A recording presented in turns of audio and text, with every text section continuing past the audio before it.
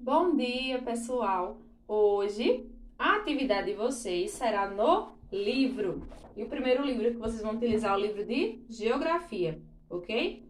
Tá ao contrário para vocês, mas é porque eu tô com a câmera frontal, ok? Mas vocês vão utilizar o livro de Geografia primeiro e depois a de Matemática. E quais são as páginas? É da 19 até a página 23, ok? Começando pela 19, eu vou ler para vocês. Quantos somos? É o nome do texto, o título do texto. Aí diz assim: o censo demográfico é a contagem da população de um país que é feita de tempos em tempos. Eles fazem um censo de tempos em tempos. Em determinado tempo, eles fazem esse censo novamente para ver a quantidade de pessoas no país. Aí temos assim, ó, também denominado recenseamento, também é o mesmo nome que eles dão para esse censo, para essa contagem. No Brasil é realizado pelo Instituto Brasileiro de Geografia e Estatística, o IBGE. É eles que fazem essa contagem de quantas pessoas tem em nosso país.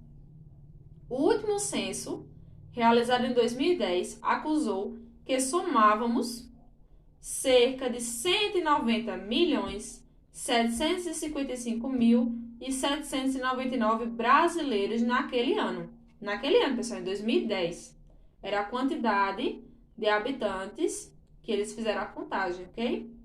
Aí, em 2018, as projeções indicavam que éramos aproximadamente 208 milhões.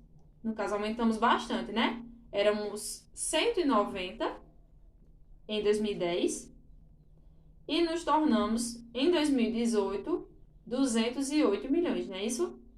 Aí veja na tabela a população absoluta registrada nos censos realizados no Brasil desde o primeiro, em 1872, até em 2010. Fizeram uma tabela, né, com todos os anos de 1872, que foi o primeiro ano que eles começaram a fazer, até 2010, ok? Temos aí que em 1872 tínhamos apenas 9.930 habitantes, ok? E agora, né, bastante, hoje em dia, né, que aqui você tem falando até 2010, que tinha 190, aumentou bastante em poucos anos. Aí, continuando, o número 1 diz assim, ó, da página 19. O que aconteceu com a população brasileira no período mostrado na tabela? O que foi que aconteceu, pessoal? Aumentou, diminuiu? Vocês vão falar aí, a resposta de acordo com o que vocês acharem. Olhem para a tabela e vejam a quantidade o que aconteceu. Se aumentou, diminuiu, como foi esse aumento, você vai falar aí. Resposta pessoal.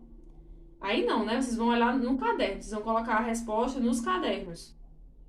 Aí na questão 2, diz assim: de acordo com a tabela, provavelmente, quando será o próximo censo demográfico do IBGE? Quando será? Aí, continuando, pessoal, na página 20, diz assim, ó, como somos, né? Aí diz, o censo realizado pelo IBGE contabiliza muitas informações sobre a população brasileira. Uma delas é a cor e a raça das pessoas. Essa informação é autodeclarada, ou seja, cada pessoa entrevistada pelos agentes do IBGE informa se é branco, se é preto, se é pardo, amarelo ou indígena. É a gente que fala. Quando eles vêm fazer essa entrevista, né? Perguntar, eles perguntam e é a gente que fala. Se você se considera negro, se considera branco, se considera amarelo, você que diz. Aí, continuando, diz assim, ó, o gráfico a seguir mostra a população brasileira de acordo com a cor e a raça, critérios do IBGE. Temos aí, ó, se o Brasil tivesse 100 pessoas, seríamos 45 brancos, 45 pardos, 9 pretos e um amarelo ou indígena. Se fôssemos 100, lembrem, a gente é bastante, bem mais do que isso, né? Mas aqui está correspondendo a cada 100 pessoas. 45 são brancos, 45 são pardos, 9 são pretos e 1 é amarelo ou indígena, ok? Aí temos aí, né, a tabelinha falando o que eu acabei de dizer. Aí embaixo fala assim, ó, na questão que tem na página 20. De acordo com o gráfico, quais são os dois grupos predominantes do junto da população brasileira. Quais são os dois predominantes? No caso, os dois maiores. Quais são as duas populações maiores que temos na população brasileira? E quais são os dois menores? Você vai dizer, os dois maiores são... Lembrando que aqui tem 4, né? Branco, pardo, preto e amarelo indígena. Aí você vai dizer quais são os dois que mais têm pessoas e os dois que têm menos pessoas. Você vai colocar depois nessa mesma questão. Aí na página 21, diz assim: onde vivemos, veja o mapa da distribuição da população brasileira. Por meio da leitura do mapa, é possível perceber onde a população do Brasil se concentra. A concentração de brasileiros junto ao litoral ocorre desde o início da colonização, quando as principais atividades econômicas aí se desenvolveram, assim como os demais que vieram posteriormente.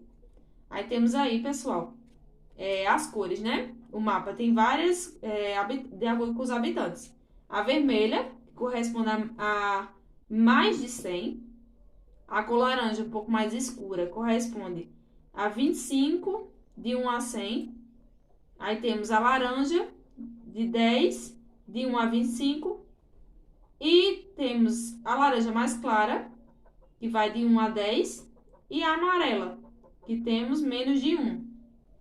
Vocês vão ver no mapa de vocês, é bem direitinho.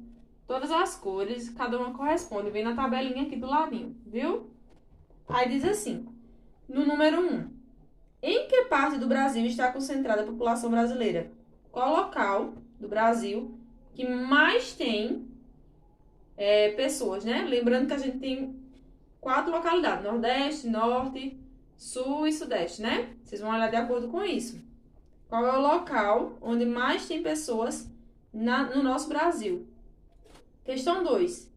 E você, mora mais próximo ao litoral ou em município distante dele? E aí, você mora perto da cidade, perto do litoral, ou um pouco mais longe do município? Você vai dizer aí nessa questão, resposta pessoal. E a questão 3. Em que grande região estão as áreas de baixa concentração populacional? Você vai dizer aí, de acordo com o mapa, qual local que menos tem gente? Ok? Baixa concentração de pessoas, de habitantes. Então, pessoal, voltei assim porque minha câmera encheu a memória, aí eu não estava conseguindo gravar, mas essa é a continuação do vídeo da atividade, viu? Essa é a página 22 e diz assim: a população brasileira cresce. Ao número de pessoas que nascem em um país no período de um ano, chamamos natalidade. A quantidade de pessoas que nascem no país chamamos de natalidade.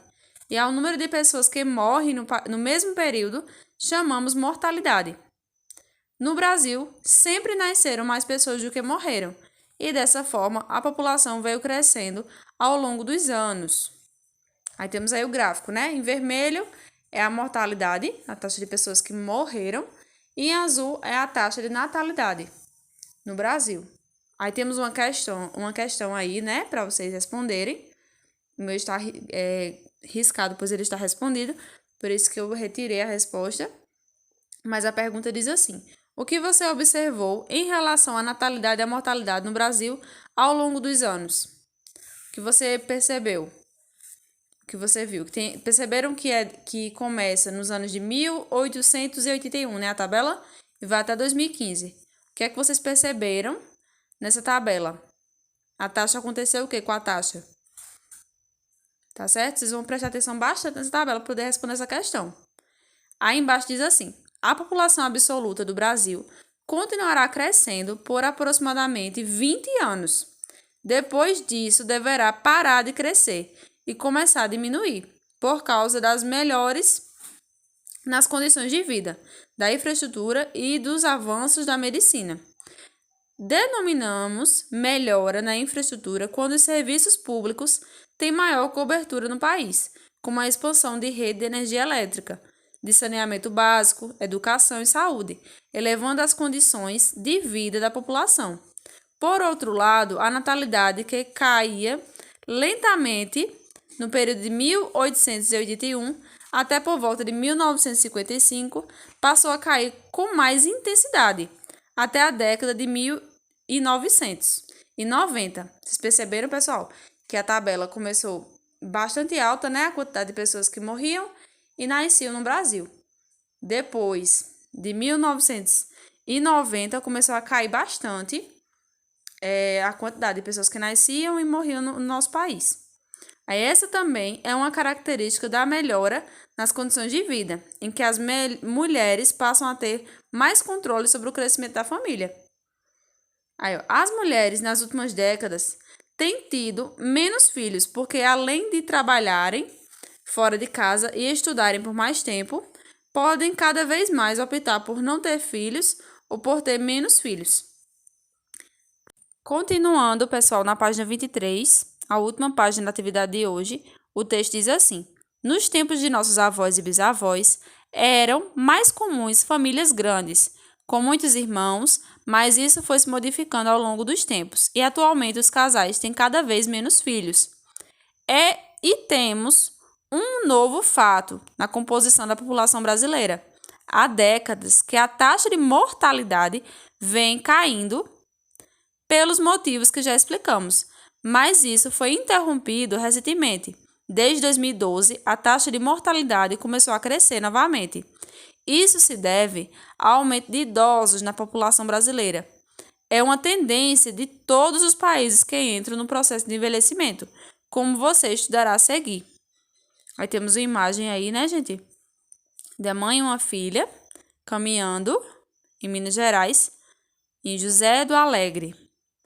Aí tem a atividade, né? Tem 3 questões para responder aí na página 23, que diz assim: com a ajuda de um familiar adulto, resolva a atividade. O número 1 diz assim: quantos irmãos você tem?